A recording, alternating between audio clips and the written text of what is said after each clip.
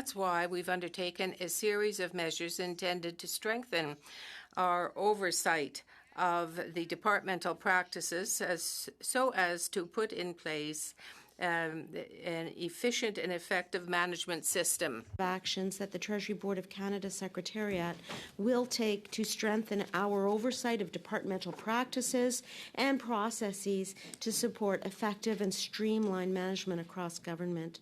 First, we're introducing a new risk and compliance mechanism en utilisant ce processus, le CST. By using this process, the Treasury Board Secretariat will supervise actively the practices that are used in the government to assess the results and to prevent any type of difficulty in insufficient performance. By several sources of information, including a horizontal audit that the Comptroller General is undertaking across numerous departments. This audit will assess governance, decision-making, and controls associated with professional services contracts, including IT. You will also recall that in the fall of 2023, I published a manager's guide dealing with the main considerations for procurement of professional services. This guide was, and it continues to be, reliance on third-party contracting. At that time, I said the manager's guide is evergreen. What that means is it is continually open to be updated and changed. We take very seriously the recent conclusions that have been drawn by the Auditor General and the procurement ombudsman, and that's why at the end of March I announced some important, significant updates to that guide to strengthen the use of the guide. We will give the responsibility of supervising these managers. There will be to a service that will be integral and will be mandatory. Reviewing the directive on conflict of interest to ensure that the requirements are clear and effective, particularly as they relate to employees who engage in outside employment. We are also examining guidance on conflict of interest provided to deputy heads to support the effective exercise of their authorities and responsibilities under this directive. Also, we will examine the education and training of employees and managers, and we will have additional oversight for departments if necessary. Oversight could be included in terms of strengthening the consequences of non-compliance with the directive. Finally, we are improving the Open Government Portal to ensure that the information about contracts is presented clearly, accurately, and in a more user-friendly way for people inside and outside government. Canadians deserve to know how their hard-earned tax dollars are being spent and that they're being spent wisely on priorities that matter to them. We will ensure that department heads of the public service manage effectively their conduct and preserve public confidence. Nous veillerons à ce que les dirigeants. We will ensure that departmental heads will effectively manage their organizations to conserve public trust in the government. Thank you. I'm here to answer your questions. Thank you very much for being here this afternoon. You have the floor for 6 minutes, please. Thank you very much, Mr. Chair, and thank you very much, Minister, for being with us here today. Yesterday, we had a historic day in Canada where we had an incident that occurred, which has not occurred in over 100 years, whereby a private citizen was called to the bar of the House of Commons and was reprimanded for not responding to questions that were asked of him.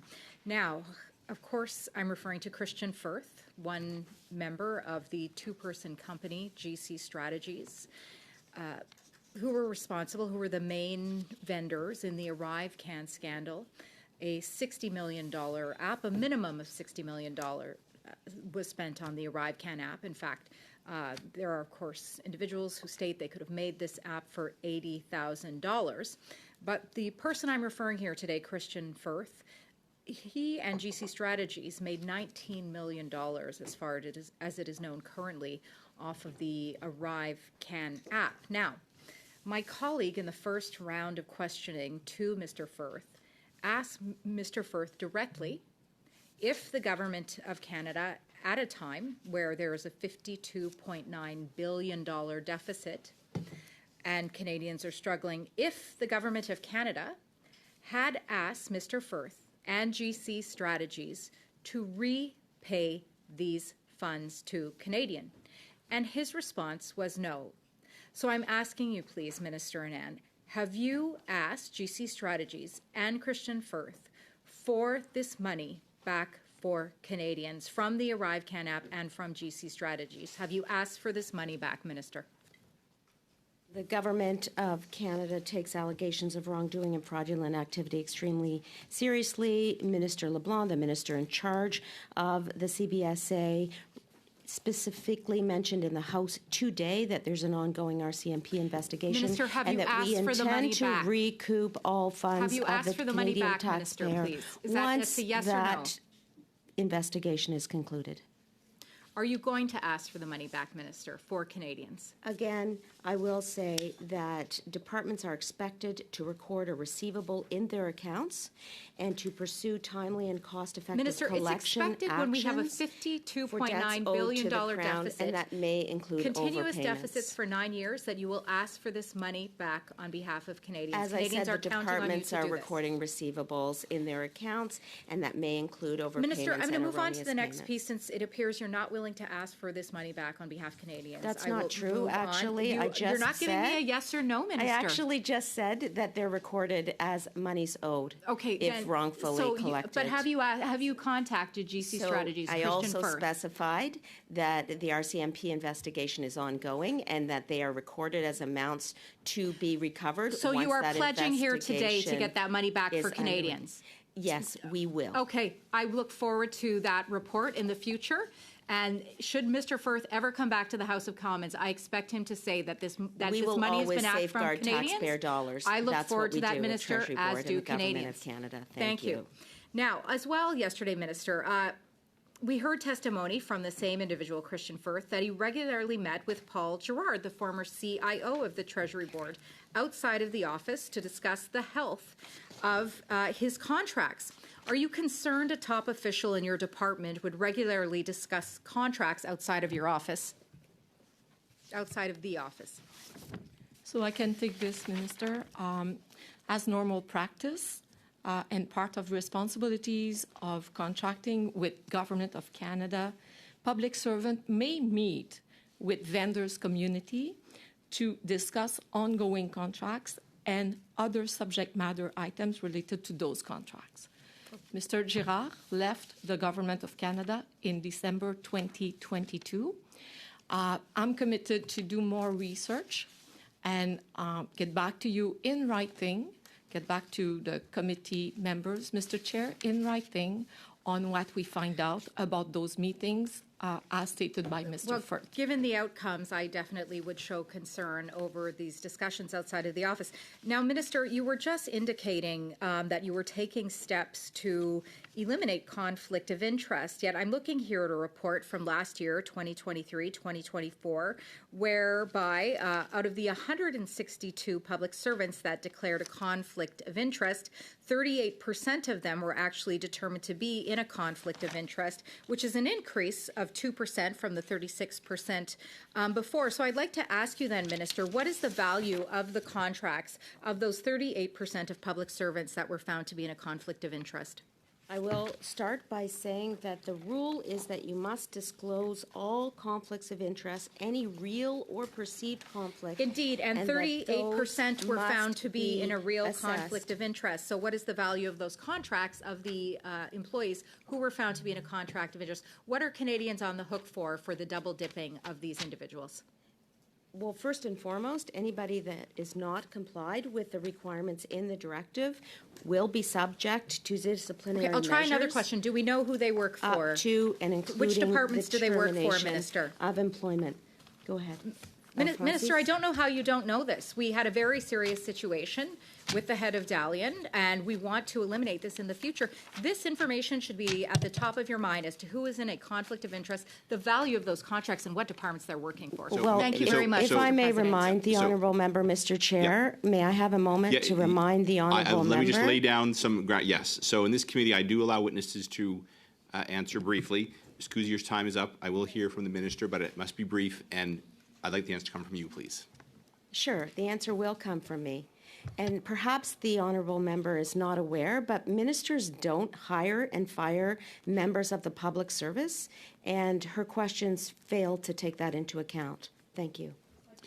Thank you very much. Turning now to Ms. Shanahan, you have the floor for 6 minutes, please. Sorry, Chair, just a quick point of order. I want to make sure we're getting accurate information. The minister said Mr. Gerard left the public service in 2022. I have his LinkedIn profile, which says he left in 2023. Does the minister want to correct the response? Mr. Jennings, that is not a point of order. There'll be another government or opposition slot in a minute. We'll come back to you, Ms. Shanahan. You have 6 minutes, actually the please. official who said 6 that, minutes, Mr. please, to you, Chair. Ms. Shanahan. And I do want to thank the minister for being here today in front of this committee, as well as the other witnesses on the panel. And just for Canadians watching at home, just to remind people and maybe some colleagues, it is not normal practice for the public accounts to have ministers attending the meeting. So because normally we study the reports of the Auditor General and we hear from officials up to the Deputy Minister. But I am very pleased to see that the minister has is in front of us today to answer questions, if of course members would allow her to answer questions, which would be very helpful to the work that we have before us. And so my first question to the minister is, what role did Treasury Board have in the development of ArriveCAN? Well, I thank the honourable member for her comments and questions. The first and most important point is that Treasury Board did not have any involvement in the development of the ArriveCAN Act. Deputy heads are responsible for ensuring that decisions on procurement and management of contracts follow the procurement policies and ensure sound fiscal management.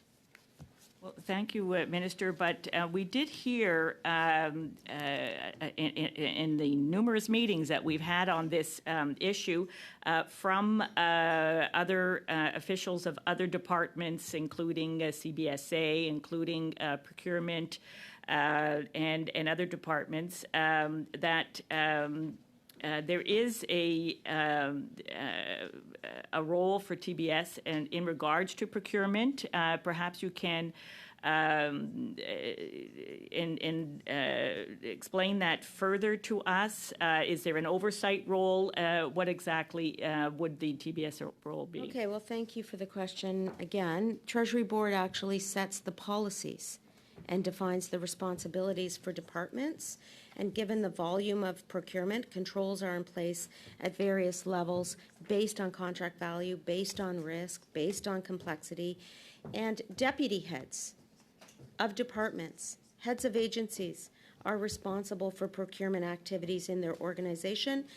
The Auditor General's report specifically mentions CBSA. And so it is the CBSA in all of her recommendations that bears responsibility for ensuring that contracting practices are compliant with the policies that define the responsibilities for departments.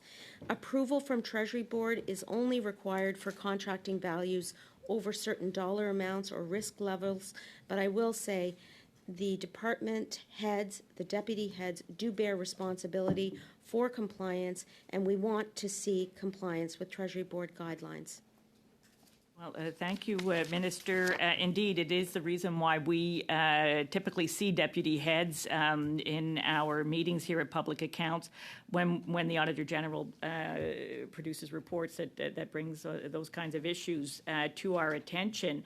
You mentioned that there are policy, there are guidelines, there is an oversight role for TBS. Of course, a concern here is the oversight of IT projects. They're particularly gnarly to get around as far as procurement. We've heard from other officials about sort of the lack of expertise that we have in the public service. Can you expand for us here today what the role of your office is, particularly in dealing with oversight of IT projects? Most definitely. Our role at TBSA is designed to support IT project success.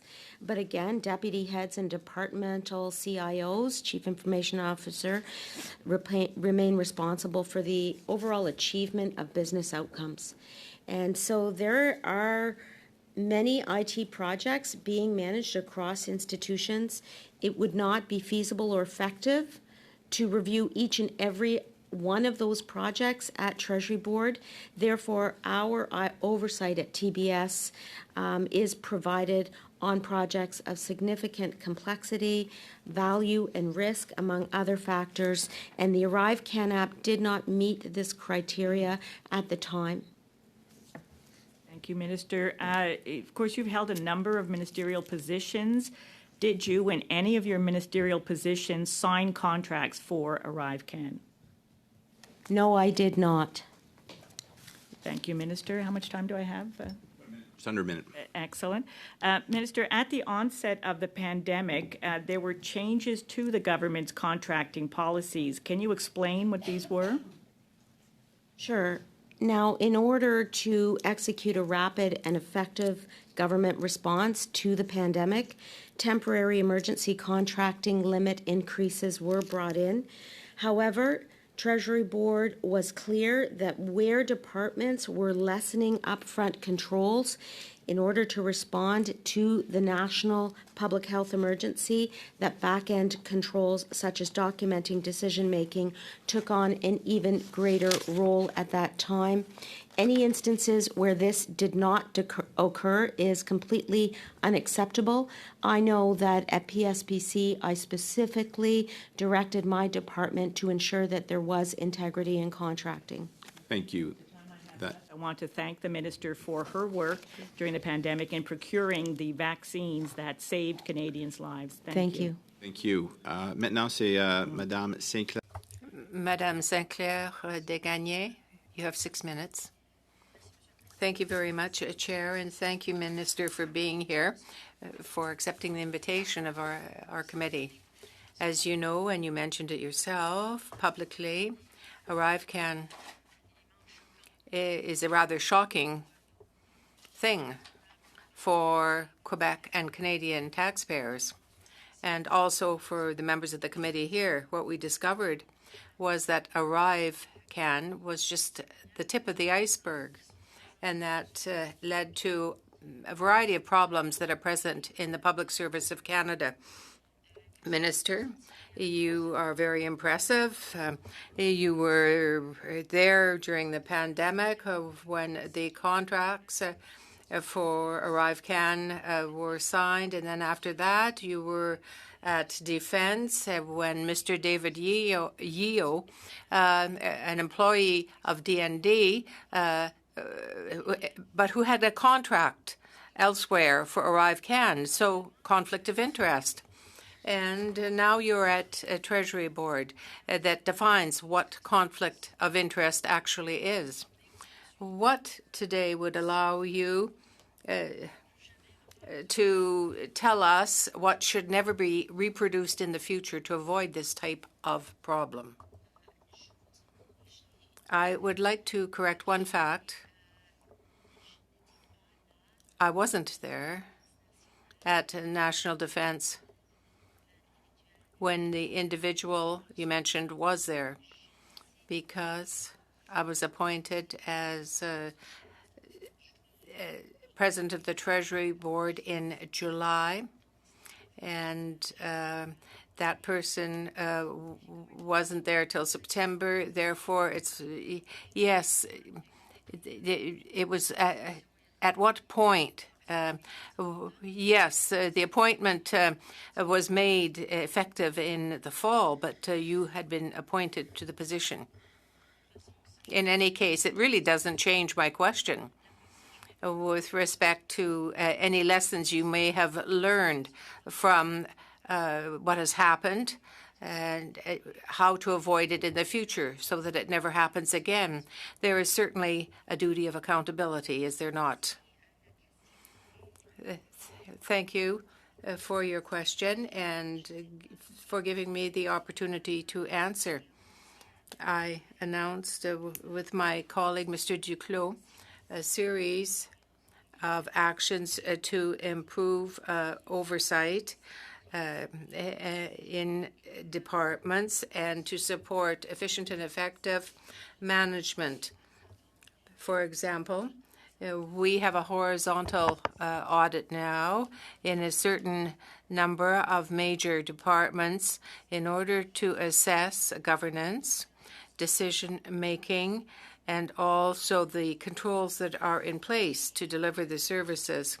And I have introduced a new edition of our manager's guide in dealing with third-party contracts, and we've undertaken an oversight and examination of the conflict of interest policy. So I can say that we have done much to deal with this issue. But as the Auditor General has said, the problem was there. CBSA must continue to follow the rules now. Do you believe that this housekeeping is complete for CBSA with respect to all these various elements? Will that suffice? Received the report from the Auditor General, mais nous attendons bien sûr le. But we do await the report that's underway from the RCMP, and we will follow the recommendations as necessary. We will follow the recommendations of the RCMP as well.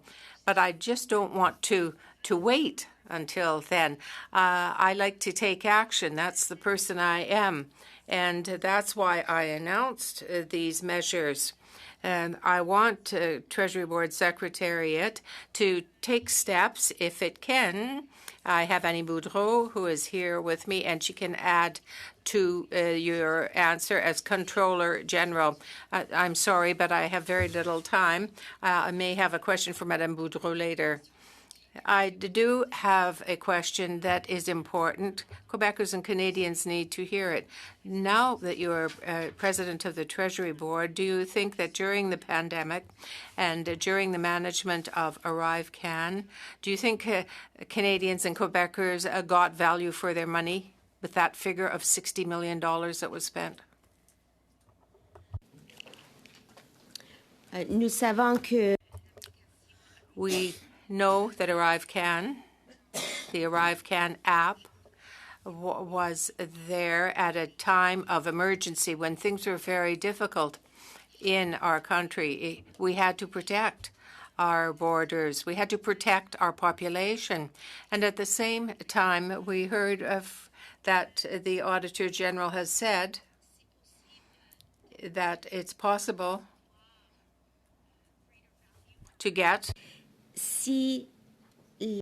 greater value for money had a different approach been taken.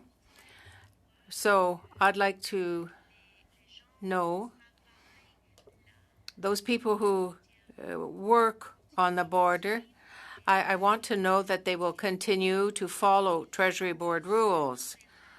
It's not only rules, but they're not just rules. The rules are there to be followed, and that is what is really important to me as chairman, as president of the Treasury Board. The floor for 6 minutes, please. Thank you very much, Chair, and thank you to the Minister for being present here. And I agree that rules have to be followed. The Auditor General in her report, page 8, finding 1.33 reads, with the urgency created by the pandemic, the Treasury Board of Canada Secretariat encouraged government organizations to focus on results while still demonstrating due diligence and controls on expenditures. To support that decision, the Secretariat invoked exceptions so that certain procurements were not subject to provisions of the trade agreements and the government contract regulation, and allowed for the consideration of non-competitive approach to address current needs or urgent needs.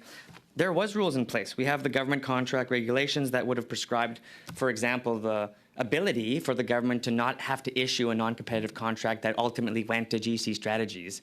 It's part of how they were able to get access to the government service.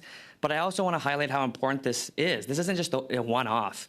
Canadians are used to seeing multiple corruption schemes like this, regardless of who's in power. We've seen that since 2006, a massive increase in outsourcing and vulnerabilities that are outlined in the Auditor General's report. It's very clear that some rules and the exceptions for those rules were waived. Minister, you were the Minister of Public Service and Procurement Canada at the time to which these regulations were waived for the purpose of allowing non-competitive contracts. Do you regret that now? I do not regret being able to procure vaccines for our entire population so that by July 2021, all Canadians who were eligible had access to 2 vaccines. We led the world in vaccine procurement, and when the Auditor General did her analysis of our vaccine procurement, she found no irregularities. I would agree with that, Minister, and I want to thank you for that work on procuring vaccines. It's an important piece to how we were able to combat that work. But the Auditor General also agreed that regardless of the work in regards to the procurement of vaccines, there was no excuse to waive the regulations and rules in relation to that. Would you agree to the Auditor General's finding that these regulations should have been kept in place?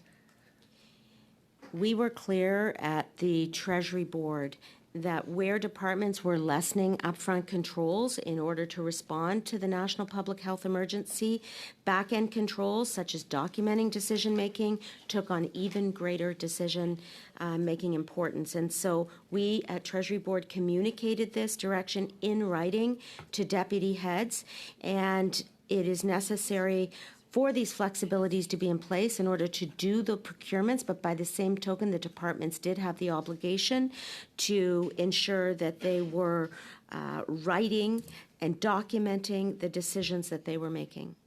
I appreciate that answer, Minister, but I'll quote from the Auditor General, quote, "I have to say that I am deeply concerned by what this audit didn't find. We didn't find records to accurately show or how much was spent on that, who did the work, or how and why contracting decisions were made. And that paper trail should have existed. Overall, this audit shows a glaring disregard for basic management and contracting practices throughout ArriveCan's development and implementation." She went on to state that government organizations need to be flexible and fast in responding to the COVID-19 pandemic. And I give you that, Minister. I understand that it was a difficult circumstance, but they still needed to document their decisions and demonstrate the prudent use of public funds. In this audit, we found disappointing failures and omissions everywhere we look. These aren't my words, Madam Minister. These are the words of our Auditor General, and we have to take them quite seriously. I want to be able to do my best as a member of Public Accounts to give Canadians the best perspective I possibly can. I know this issue around ArriveCan has been deeply partisan, and it troubles many of us that it has become that way. But I want to find a way to give true accountability to this issue, which is why I submit that, of course, those regulations had to be more flexible. But I agree with the Auditor General still that it was inappropriate and that it should not have happened. Do you agree with the Auditor General's comments made on February 12th in relation to the fact that there still needed to be documentation decisions and to demonstrate the prudent use of public funds? Yes, I do. Of course I do. I've stated it many times, and I'll state it here again today. I've brought this report with me as well. I have read it numerous times. I agree with the Auditor General. I agree with her recommendations. I will note that her recommendations relate to the CBSA and to the Public Health Agency of Canada. And once again, I agree that we need to ensure documentation. We need to ensure compliance with government policy, and we need to ensure that whatever policies are in place are being respected by deputy heads and everyone who is working under their watch. No, I appreciate that. Now I want to move to a particular issue that was announced and just earlier this week in relation to the budget. We know that much of this work in procurement and what happened in ArriveCan is deeply because of the tradition of outsourcing work for wealthy contractors that have preferential access to the government, that are profiting like a systemic rot. since that time. And it's a very difficult circumstance that Canadians find themselves in, particularly due to the reality of the affordability crisis. It's hard for Canadians to witness a government not be able to track or even know the amount of money the Arrive Can app is. And I hope you understand and can sympathize with Canadians who are struggling right now to pay the bills, to pay their rent, to pay for groceries, while seeing that the hard-earned dollars that they're paying taxes towards aren't being used properly. I have sympathy for that, and I hope that governments, since 2006, when this has been increasing, could heed that message. Why is it that now over 5,000 public service employees are being told on Tuesday that they may be out of a job, and the government's excuse is attrition? This will hurt the public service. Thank you, Mr. Dejolet. That is your time. I'm going to allow the minister to answer, but you got your point. Sure. Thank you, Chair. Actually, 5,000 is an estimation that is contained in Budget 2024. We expect that that is the number that will result after natural attrition. However, there is a process that we will follow in the refocused spending initiative, the phase 2 of that initiative, and that will involve consultation with all departments to identify where the needs are in those departments and where, through natural attrition, service delivery would not be interrupted. We do not expect, as the PBO officer indicated with regards to our first phase of refocused government spending, we do not expect that service delivery will be negatively impacted. Thank and you. certainly this is going to be by attrition, so there won't be Harper Minister. area type cuts. Thank you. Turning now to our second round, Mr. Barrett, you have the floor for 5 minutes, please. Top Arrive scam contractor, GC Strategies owner Christian Firth had his home raided by the Royal Canadian Mounted Police 2 days ago as part of the Mounties investigation to his work with the Trudeau government. Christian Firth is well documented as part of the more than dozen investigations into his role with government contracting for fraud, forgery. He has a track record of meeting some of the most senior public servants at bars and steakhouses. Minister, do you think that's normal? I was not here at that time as president of the Treasury Board. However, I would expect that rules would be followed at every instance. Because I was not here, I am not certain if the rules were followed, and I will ask my colleague to respond. So, the Minister, it's a question of judgment. The question is, do you think Canadians find it acceptable that millionaire consultants are discussing government contracts with senior officials, many who control these contracts, and are chatting over whiskey and steak about getting paid with taxpayer money? Do you think Canadians find that acceptable? I do not know exactly what occurred, but I don't find it acceptable to violate any rule or principle. There is an importance of letting the RCMP do their work. I am not, as a Minister of the Crown, going to interfere in the investigation of an independent organization. And I think it is important that we let that investigation continue. And then, as the Minister of Public Safety has said, we look forward to following the recommendations of the RCMP. Thank you. Minister, do you know what the TBS employees discussed at these outings? At steakhouses and bars with the millionaire consultants, Mr. Paul Gerard, Savak Ashkabashian, Gary Hoban, like these are directors, the former chief information officer, senior advisors. Do you know what they discussed? So, if you don't mind, I'll take the question, Minister. As I Ms. mentioned, Cahill, the question is does the minister know? So unless your answer is if the minister knows or not, I'd like to hear from the minister, please. I do not know. I was not the president of the Treasury Board at the time. Well, Minister, I'm glad that you find it funny, but this is a $60 million scandal. We have the RCMP kicking doors in because there is fraud and corruption and people who work in your department. And so just because they shuffle the deck chairs on the Titanic every couple of months, you're still responsible for the department. And so if your suggestion is that we need the former president of the Treasury Board to come and tell us what's going on in your department, then I'd appreciate that as a suggestion. But it is incumbent on you, when there's a matter of great public interest like this, to at least show an interest and concern for what's going on. My question to you, on what date was Min Doan hired as the Chief Information Officer? It is not my purview, Mr. Chair, in response to that allegation that I find this funny or that I in some way do not care about this issue. It is not my purview to oversee the day-to-day work of employees. No one's in charge, Minister, and over there. No one's in I, charge. as the president of the Treasury Board, will continue to ensure that we promulgate guidelines and policies for public servants to follow. It is the responsibility Do you of know when deputy Min Doan was heads, hired? including the deputy head of the CBSA, to ensure that rules are followed. In terms of the individual that the honourable colleague just mentioned, I will ask the CIO to respond. Just the date, please, sir. I believe it was May 2023. I can't give you the specific date, but I can get that to you in writing, no problem. Was it a competitive process? As far as I understand, he came over at level. So it wasn't a competitive process. Who was in charge of that decision, that hiring? It would have been my predecessor, Catherine Llewellyn. Catherine Llewellyn. And who was in the position before him? I don't know the answer to that question. Paul Girard? No, Mr. Girard, if I may, Mr. Chair, was reporting directly to me, and Mr. Girard was the CIO for the Treasury Board Secretariat as a department. So who was in the role before Min Doan was hired, is the question. Sam, do you know? It was Mark Brouillard. Mark Brouillard. Mark Brouillard.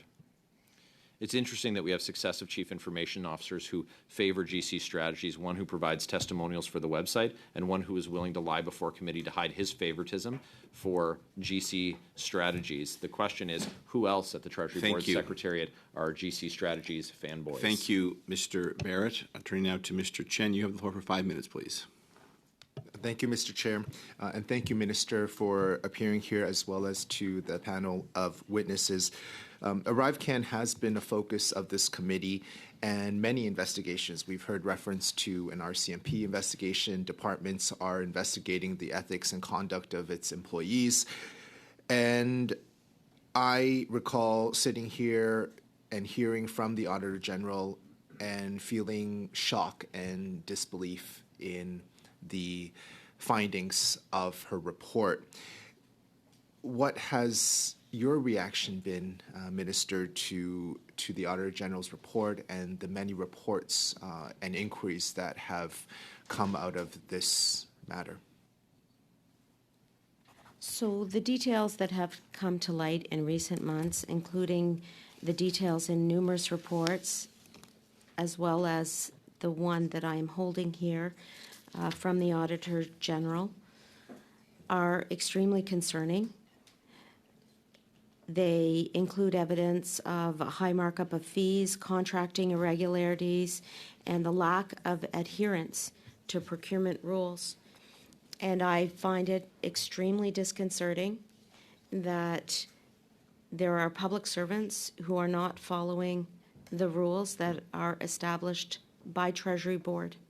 Federal organizations have to have controls in place for procurement management, and the Treasury Board Secretariat has recently taken additional steps to provide departments and agencies with guidance to adopt practices consistent with our policies. But there is work to do, and I encourage all deputy heads of agencies and departments to follow the rules of this government to ensure that their employees are complying with the rules. That is the way that we can protect integrity in contracting. Thank you. Thank you, Minister. There have been many accusations around the conflict of interest arising from public servants having jobs outside of government. We've heard at this committee one witness testify that this is commonplace. It occurs quite regularly. Again, another shocking revelation as I sat here and listened to that witness. Could you please let this committee know, is this practice allowed? And if it is, what constraints are there around this? So let me specify that the directive on conflict of interest states that public service employees should refrain from having private interests and engaging in outside employment that may impair their ability to be objective and to be impartial. And employees are under an explicit obligation to advise their deputy head of outside employment and activities that could result in a real, apparent, or potential conflict of interest. Anyone in the public service who is not compliant with the requirements in the directive may be subject to disciplinary measures up to and including termination of employment. Thank you. Earlier, you talked about in your opening statement the additional oversight that is being put into place. You mentioned revisiting the government portal to make it more clear, accurate, and user-friendly. How do you hope this will make a positive difference in terms of enabling more broadly the many different businesses across the country to engage in work with the government, so that there are less instances of potential conflict when it comes to government employees securing government contracts? As a minister, I wanted to make sure that we provide more transparency and more clarity for individuals inside and outside government relating to government contracts. And so that is why I sought to ensure that we have this portal revised so that there is greater information. Some of the improvements that have been made are entries that now show a contract and its amendments as a single total value where data permits. This clarified instances where published information created confusion on the number of contracts and the total contract value. And we will be making continued improvements to the portal, including new dashboards, and we will provide visuals to simplify key data points. The Comptroller General, who is sitting here beside me, is also undertaking a horizontal audit and is undertaking a review of proactive publication of contract data for the completeness and accuracy, which will be done by June 7th of this year. Thank you very much. Suivant, c'est Madame Sinclair Desgagnés. Ms. Sinclair Desgagnés, 2 minutes, 30 seconds. At a time when we realize that audits are very important to guarantee proper management of taxpayers' money, the Auditor General has seen a reduction in funding. December 14th, 2023, there was a motion to support funding, but according to the latest news, that foundation has been cut. Their funding since April has been reduced. How can it be that for such a crucial institution, that for a foundation there isn't enough money, whereas money has been spent on other instances? Thank you. I want, first of all, to thank this group for the education that they provide. It's very important. And I know that my team has met with that stakeholder already. I would turn towards Madame Boudreau for her explanation. Yes, thank you very much. Yes. That organization that you mentioned has had discussions with the. I arrived in my position this Monday, but they had discussions with my predecessor. I will tell you that I will look into that, and I will come back to the committee with an answer to your question. Yes, because that funding is very important, and they have been waiting for an answer for some time. The motion was unanimously passed by our committee 4 months ago, And Ms. Sheila Fraser, a former auditor, said to the Hill Times that this is a very important entity. And so I think what we have to do is move forward and fund this very important foundation. Encore une fois, merci pour. Once again, thank you for your question. And I would like to say that my team has already met the representatives of those stakeholders. It's a very important question, and as my colleague has said, she will come back to the committee with information for you and with the answer to your question. Thank you so much. We wait for your answer, Mr. Desjardins. Please. Thank you very much, Chair. I just want to echo my support for my Bloc colleagues' request in regards to institutions that would support this work because it's critical. It's been decades, 2006, we've had procurement issues, and so it's particularly important. I don't want to waste all my time on that. However, I want to turn our attention to page 13 of the report. Finding 1.51, we found that Public Service and Procurement Canada, as the government's central purchasing and contracting authority, challenged the Canada Border Service Agency for proposing and using non-competitive processes for ArriveCan and recommended various alternatives. My goodness, what a great thing to have been done. But the problem is the checks and balances didn't work. Unfortunately, the Auditor General finds just the finding after that, despite alternative options proposed by Public Service and Procurement Canada, the statements from the Canada Border Service Agency officials that other vendors were capable of doing the work and the agency continued to use non-competitive approaches. It's disappointing. I don't even know what I can say, Minister, to try to highlight how disappointing it is to know that we had an opportunity. You were the minister. Your officials reached out, said, hey, red flag, this is a problem. You can't be using non-competitive approaches like this. Non-competitive contracts. Why are you giving your buddies access when you shouldn't be? However, the CBSA continued business as usual. What do you have to say to Canadians who have faith in Public Service and Procurement Canada, but have now lost that faith of their ability to keep contractors and proponents to contracts accountable when non-competitive approaches are used? Thank you for the question, and it is extremely important, as you suggested.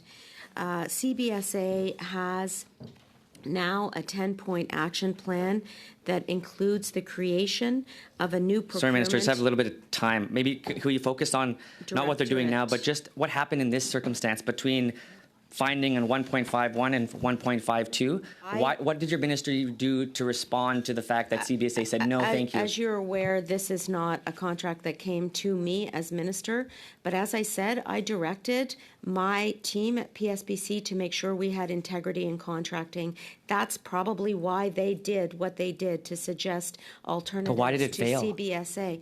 Because CBSA did not follow the rules, and they have now a process in place for the rules to be followed. But shouldn't you have been able to do more in that case? As I said, it is within the purview of department heads, so the head of CBSA at the time, to ensure that the rules were followed. That's the role of the heads of an agency. Don't you think that's a vulnerability? The new measures that we have to strengthen procurement will hopefully address some of the issues that you're raising. So that's an omission that it was a vulnerability. I am trying to strengthen the set of rules that we have. So it didn't work before. Can I just mention, Mr. Chair, But that now it's working. Tell you what, Mr. Desjardins, we'll hear from the briefly. Please, no, but Minister. yes, I will give you the last word, but if you can make it brief, please. I will. Thank you. The Auditor General did say that the rules that were in place were sufficient. That was her finding. She said they simply were not followed. Thank you. That is very true. Thank you very much. Turning now to Mr. Genuis. And Mr. Desjardins, I gave you a few extra seconds because Madame Sinclair-Desgagne left a few on her clock, so you had a few extra seconds there, just for the scorekeepers around the room. Mr. Genuis, you have the floor for 5 minutes, please. Thank you, Chair. Hello, Minister. You served as Minister of Public Services and Procurement and President of the Treasury Board during the period of the Arrive Scam scandal. There are two major outstanding questions that I hope I can get answers to today. The first is, why was GC Strategies so special to the Trudeau government? And secondly, what were Liberal ministers doing while this was unfolding? Now, on the first question, GC Strategies was founded in 2015. It has done extensive and lucrative work with your government, receiving contracts and then subcontracting. They've been a go-to contractor and advisor, even though their business is simply to get contracts and subcontracts. In fact, Christian Firth spoke yesterday about being flattered, about being a go-to advisor and resource from the government, even asking questions about what the content of contracts of RFPs would be that he would then bid on. So I want to ask you, what did your government see in GC Strategies? Why did you have this special relationship with them? I had no meetings with GC Strategies. I have no... Just to clarify, I'm talking about the government. I'm not talking about you personally, but... background as to why those individuals were contracted with. When I first learned about the Arrive Can application, it was at COVID committee meetings during the pandemic, and it was in the context of protecting the borders. But I do understand that predecessors to this company were under contract with the government of Stephen Harper. That is the company called Cordell, I believe. And so the question can be asked of the Harper government as well. Minister, the company was founded in 2015, and even any other such companies had much lower magnitudes. I want to drill down on this question. You've hopefully at least asked some questions about it, even if you didn't know about it until recently. Your own department did about $10 million in contracts with GC Strategies. Christian Firth testified that that he was gone to multiple times for advice on RFPs.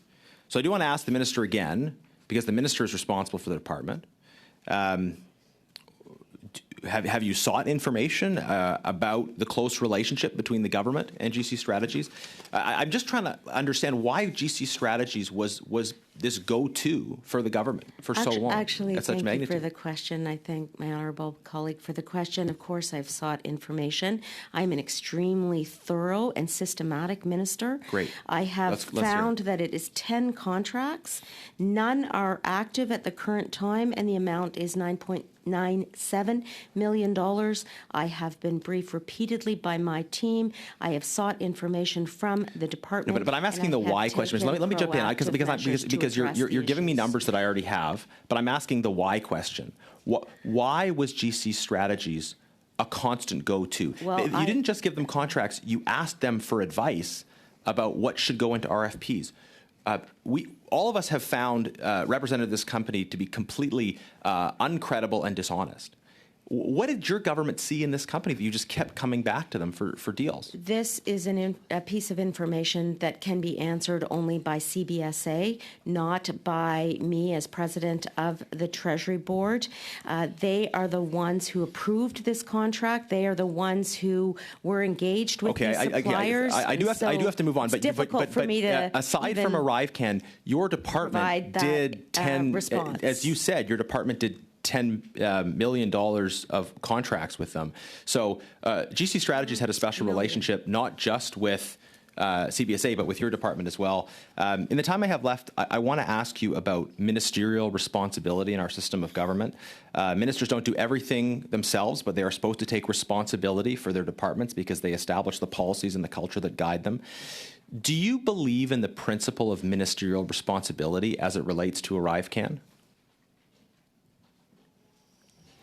I believe that we need to ensure that we have the rules in place to ensure integrity. You're avoiding the question. I think it's fairly contracting. obvious. It's a yes or no question. Do you believe in the principle of ministerial responsibility as it relates to ArriveCan? I believe in the principle of ministerial accountability as a general matter. And in this case? I will say that I believe in the Westminster system of government as a whole, which is why I ran for public office. What does ministerial responsibility mean to you in this context?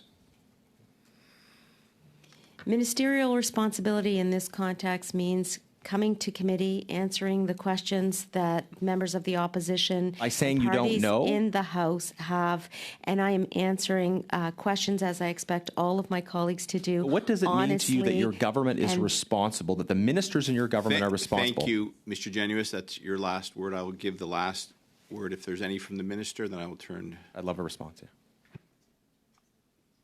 Mr. Chair, everyone in this room believes in the Westminster system of government. That is why we are contributing to our democracy, and I appreciate the questions that my colleagues have answered across the board. Thank you. Turn now to Ms. Khalid. You have the floor for 5 minutes, please. Thank you very much, Chair, and thank you, Minister, and to our officials for being here today. Just to carry on that point, Minister, I know that you have, over your past 8 years, been a huge advocate for ensuring that there is inclusivity in our procurement system, that there is transparency in our procurement system, and we've had a number of conversations on this as well. But I do want to highlight that when we talk about the public service, the thousands and thousands of employees that do the hard work, that provide the service to Canadians, this ArriveCan app and all of these ensuing committee meetings and investigations is not a reflection of the public service. So, Minister, perhaps you can start by helping us to understand, as you have been responsible with this portfolio, what steps have you taken to rectify this? How have we, as a public service, tried to make sure that these kind of instances by a small number of people do not disrupt the trust of our public institutions and the work that we do collectively as a government and provide those services to Canadians? Thank you for the question, Mr. Chair. I want to review the measures that I announced on March 20th to further improve the policies that we have in place at Treasury Board relating to contracting. First and foremost, I released an updated guide of the issues relating to third-party contracting to ensure that there is greater oversight of contracting with external consultants. That is the second edition of the guide that I have announced and provided since I was appointed, which is less than a year ago. So you can see how seriously I take that issue. The second announcement that I made was relating to a horizontal audit that we are taking across government, especially with large departments, relating to governance, relating to decision-making. And we plan to find out exactly what is happening in those departments, especially in the area of contracting with third parties. And then thirdly, I also announced that we are updating our directive on conflicts of interest, because we need to make sure that in this economy, the conflict of interest directive is applicable, it's pertinent, it responds to the realities of the work environment that we currently have.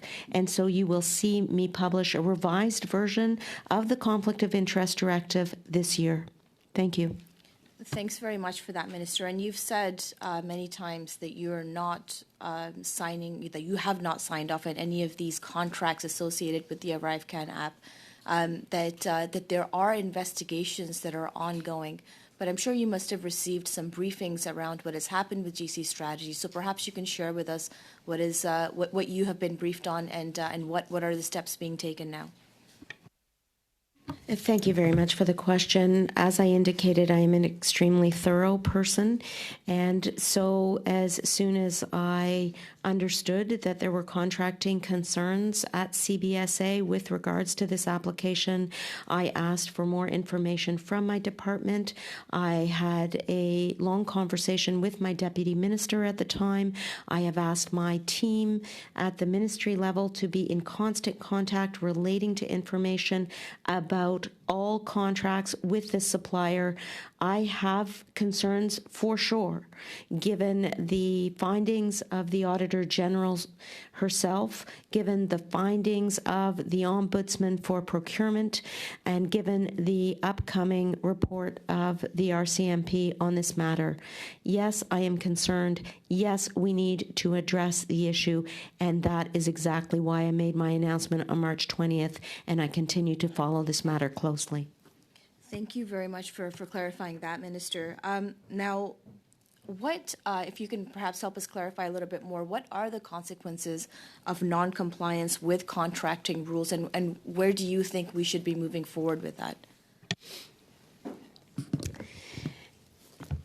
First and foremost, what I want to say is that the deputy heads of departments and agencies have the responsibility to ensure that the rules are complied with, and that the Auditor General found that the adequate rules existed, but they were not complied with at the CBSA. And I believe there is one other recommendation relating to another government agency. In terms of consequences for non-compliance, those would be determined by the Deputy Minister or heads of agency, but I can say specifically that if you do not comply with the directive on conflict of interest, you could face termination. And for further explication, I will ask my department to explain further. I'll tell you, I'm well over. I wanted to hear a full answer. We did. Could you provide that to us in writing? I'm well over the time. I also know, Minister, that you have another appointment. So I do want to thank Ms. Anad and officials of the Treasury Board, Secretariat, for appearing today and assisting us in our work in relation to the study of Report 1 ArriveCAN. If you could please send in any information. I know we had several items that were promised to us. We thank you for that. I will now suspend this meeting for just about 5 minutes so these witnesses can be excused and our next witnesses will come in. This meeting is suspended for 5 minutes.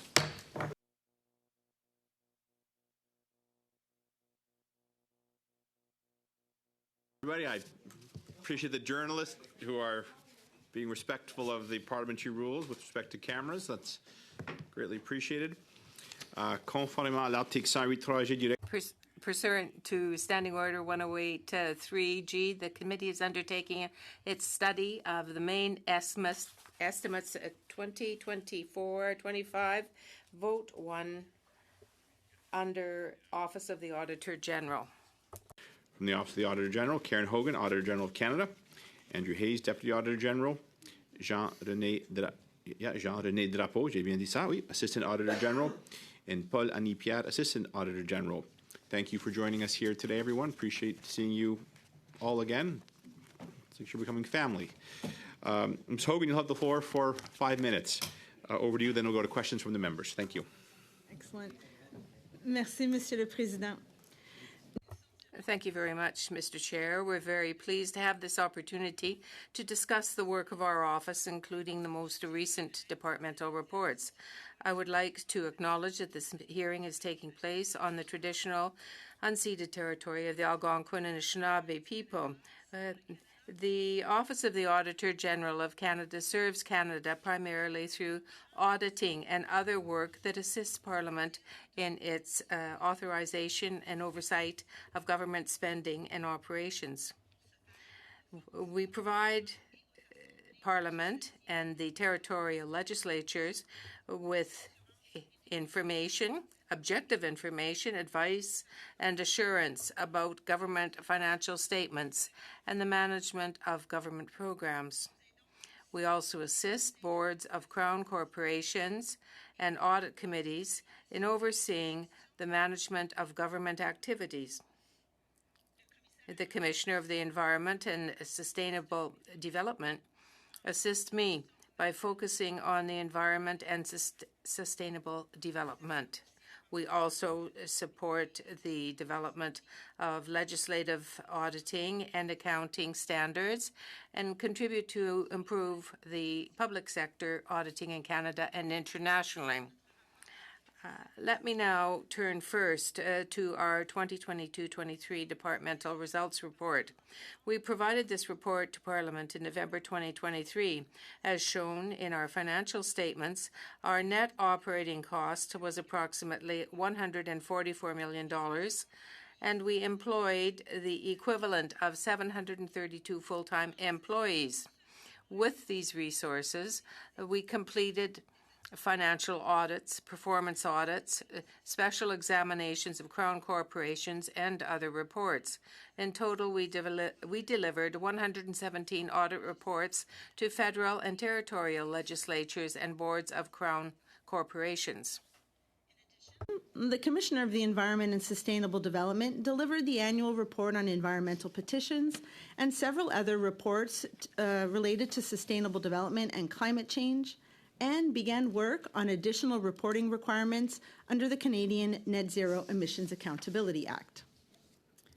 As part of our follow-up work, we updated our online dashboard, which provides a snapshot of the progress that selected departments and agencies achieved in areas we previously audited.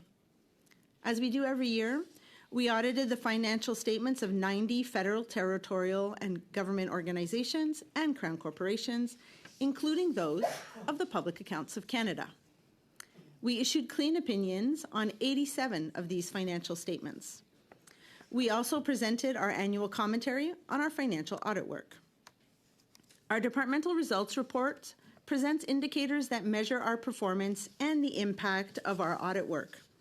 One of the ways that we have historically assessed our impact of our performance audit work is through the level of parliamentary engagement with our reports. In the 2022-23 fiscal year, parliamentary committees reviewed 88% of our federal and territorial performance audit reports, up from 80% in the prior year. I want to thank the Standing Committee on Public Accounts for reviewing all of the performance audit reports referred to it during this period, and for reviewing 2 reports of the Commissioner of the Environment and Sustainable Development.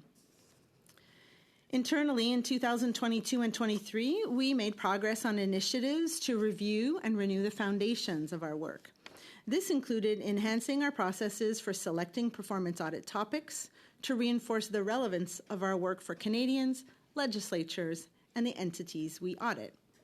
We also made progress on modernizing our IT infrastructure, reducing our environmental footprint, and supporting a healthy and inclusive workplace culture. I would like to move now to our main estimates and our departmental plan for the next fiscal year. In the previous departmental plan, we introduced our updated departmental results framework. This framework articulates revised results and the indicators we will use to measure our progress. In this departmental plan, we added targets to our indicators, and we will be reporting on the results of these indicators for the first time in the next departmental results report. For the 2024-25 fiscal year, our total budget is approximately $128 million. With these resources, we plan to employ the equivalent of 770 full-time employees. During this period, we plan to issue 90 financial audits, 25 performance audits, and 3 special examinations. These reports are planned on a wide breadth of topics, such as cybersecurity of government networks and systems, the Canada Emergency Business Account, and critical minerals and batteries. During the 2024-25 fiscal year, we will continue to work on several ongoing internal initiatives, such as our engagement with interested parties, our transformation journey, and initiatives to sustain and further develop a skilled, diverse, and engaged workforce. All of these initiatives are fundamental to delivering value to those we audit and meeting the needs of legislatures and people living in Canada. Mr. Chair, I would like to acknowledge the committed, hardworking, and devoted team of professionals in my office. I am incredibly proud of the excellent work that we deliver every day. We thank the committee for its ongoing support and the use of our work, and we would be pleased to answer any questions committee members may have. Thank you very much, Auditor. Before I turn to Mr. Stewart, just if for those of you on the earpiece, that I think there was a crack or a crackle. The translators have asked just be careful with the headpieces close to your phones even. I'm trying to determine if it's the microphone or the earpiece, but if you can just be aware of that. So, Mr. Chen, maybe hold your phone away from the microphone, not quite right on. You can hold it. That's fine, but just watch out. There's an audio issue, and we do not want to harm our translators. Mr. Stewart, you have the floor for 6 minutes. Thank you, Mr. Chair. I'd like to welcome Auditor General Hogan and your team here today. We truly appreciate the great work that you do every day to assist this committee and Parliament in our oversight of government spending and operations. It's a challenging task you have with the Liberal government's $480 billion